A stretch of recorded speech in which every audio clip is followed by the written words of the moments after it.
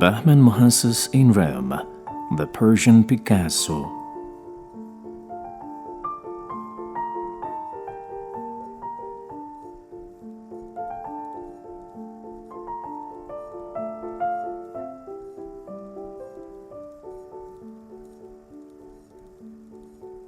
What best describes Bahman Mohassess' work is the uncompromising strength of the creative process and its close association with the destructive part of it.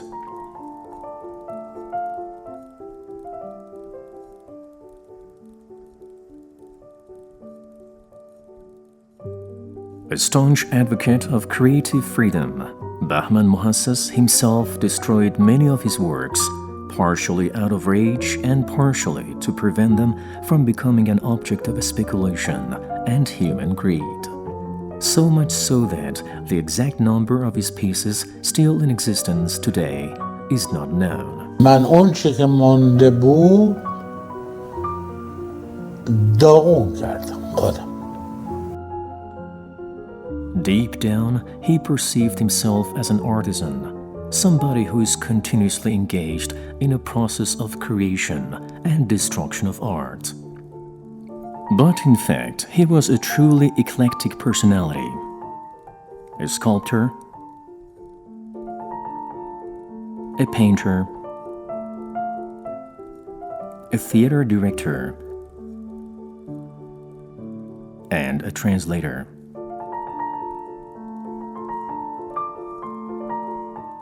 In performing all these roles, he was driven by profound sensitivity, but also by a playful attitude towards art and a special feeling for the grotesque.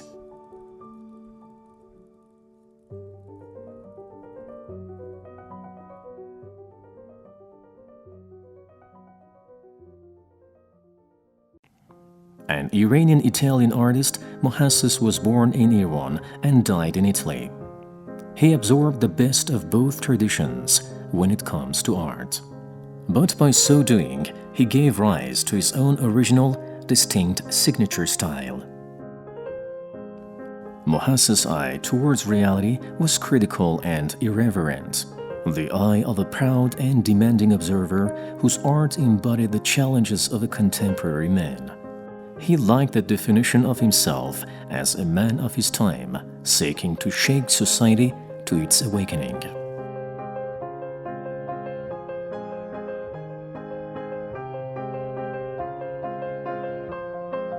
An obvious source of inspiration for Mohassess was the Renaissance. Of Leonardo and Botticelli, he admired the ability to have a full human experience and enjoy unparalleled personal freedom at a time of transition towards full cultural and scientific blossoming. Modern Italian artists as well left a permanent mark on him. Sculptor Marino Marini, artist Vincenzo Bianchini, and movie director Luchino Visconti, among others. Bahman Mohassess was born in Rasht in 1931. At the age of 14, he started painting by apprenticing with master Mohammad Habib Mohammadi, who had studied at the Russian Academy of Arts in Moscow. In 1954, he moved to Italy and continued his studies at the Academy of Fine Arts in Rome. In 1963, he visited Iran, where his first exhibition was held, Fifi Howls from Happiness, which would later become the title of his biography documentary shot by filmmaker Mitra Farahani in Italy, where Mohassess would spend his final years secluded in a hotel in Rome. In fact, one of the most surprising and enchanting biomovies ever made about art and its conflicting but truthful relationship with reality. As his unique, eclectic style suggests, Mohassess is among the first Iranian artists who became acquainted with European-style painting and managed to combine his learnings with Persian style and sensibility. Paint application technique and painting background development are key elements in Mohassess' works. Color shows indeed a material quality to it, somehow appearing to apply considerable gravitational force on the visual elements reproduced on the canvas. Mohassess was also a respected theater set designer. For the play The Chairs by Eugene Ionesco, staged in Tehran in 1966, he designed widely expressive, intricate, yet minimalistic chairs which formed an abstract visual forest. در جایی گفته بودم نمایشنامه صندلی‌ها یک اتفاق بود. علت این است که تا آن زمان نمایشنامه مدرن از اوژن یونسکو در ایران اجرا نشده بود.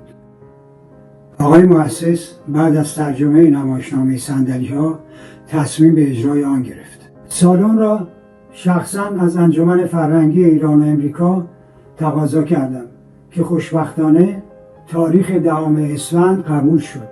این را هم بگویم که 10 اسفند تولد محسس است که در واقع هدیه به خودش بود. طرح‌های لباس و صندلی‌ها را خودش کشید.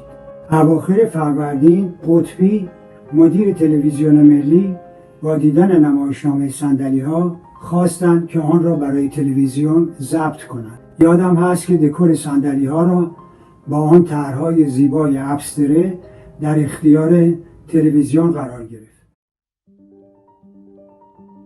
All Mohassess works and collections carry deep meanings and symbolism.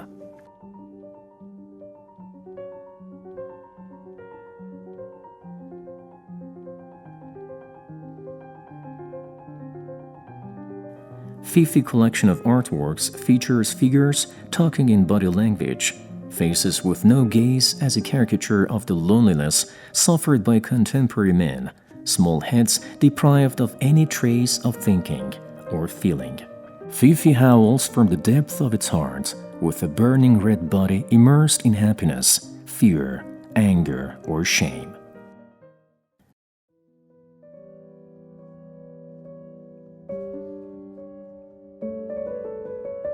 In another collection, Mohassess creates artworks that included bodies mostly represented without arms and legs. Everything is suspended. There is no body, no soul, no gender, no identity. You see muscular bodies with small heads and hollow eyes. Armless and legless men struggling for survival. They appear violent and harsh, but they trigger the viewer's pity due to their lack of identity. Bahman Mohassess Estate تیپ کاراکتر خاصی بود. آرتیست بودن به معنی واقعی کلمه.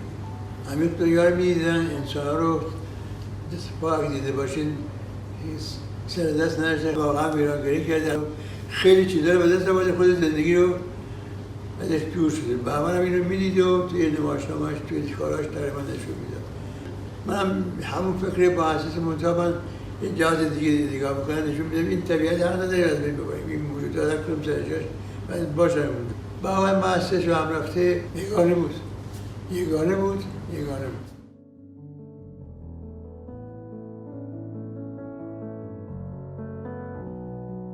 Mohassess created a stunning series called Minotaur, featuring the ancient Greek mythological monster in part man and in part bull.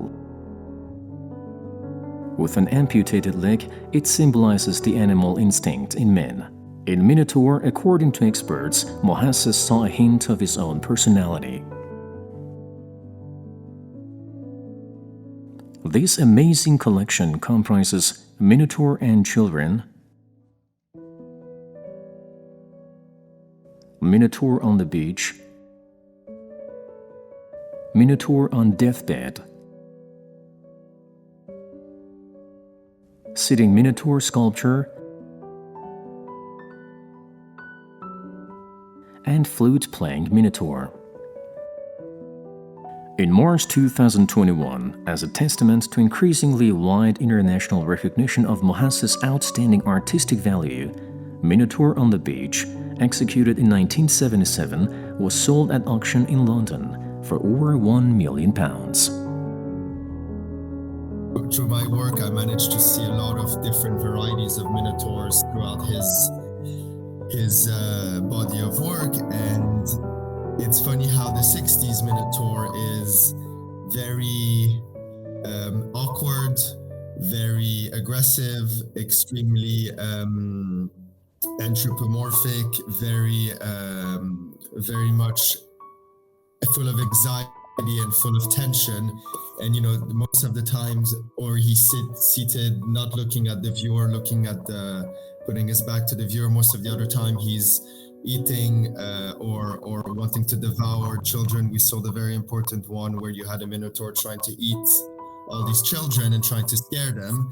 And then as the 70s and 80s come, I think as he built his confidence and as he built his reputation, you see the minotaur evolving into a more human figure with better proportions, with being closer to a human more than an actual animal. And so it's very interesting for me to have seen the evolution of the minotaur throughout his life.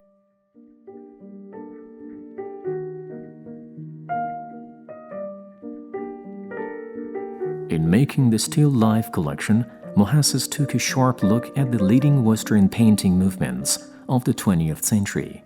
His final product came to be a collection of highly personal artworks, a painter's original look at an inanimate and still subject.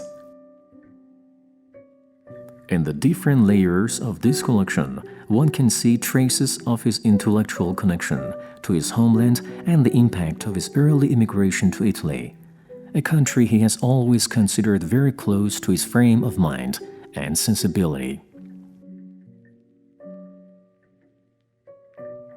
Predominant colors in these works are blue, dark blue, green, and gray, metaphors of the sea and the introversion of the artist.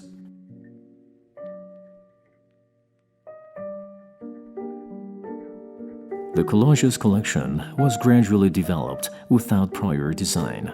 The collages were indeed the successors of Mohassess's previous paintings, casting the same critical look at the socio-cultural decline in modern societies. He would cut out photographs of socio-political reports, of movies, advertisements, and anything else that would catch his attention in a printed paper. He would then paste them on cardboard and sometimes add his own touch by drawing lines or brushing colors. His goal was to portray, in his own expressionist sort of way, the dire condition of contemporary men.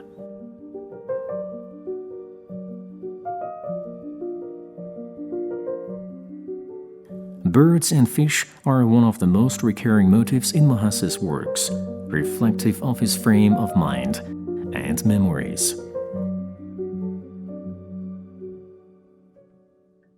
The Caspian shore in Gilan, where he was born and spent his childhood, and Italy's Mediterranean coast, where he spent most of his life, left indeed a tremendous impact on his art.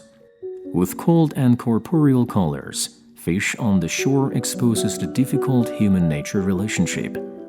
The bird sculptures are mainly intertwined and heavy figures. In his bird paintings, the frames become narrow as if they were birds' cages. Tragically, his birds cannot fly. With their thin legs, slender necks, and outstretched wings, they are nailed to the base. Stillness is seen in the paintings collection too.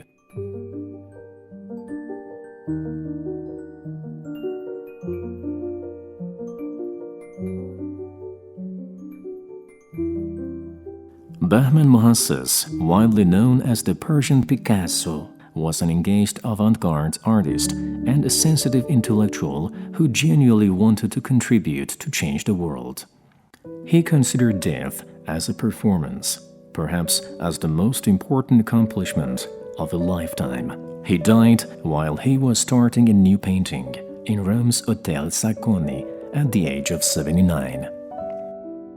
حیوان در زندگی میمیرد. انسان در مرگ زندگی میکند. حیوانی که در من است برایم عزیز است. من خیلی میل دارم با نجابت یک حیوان بمیرم.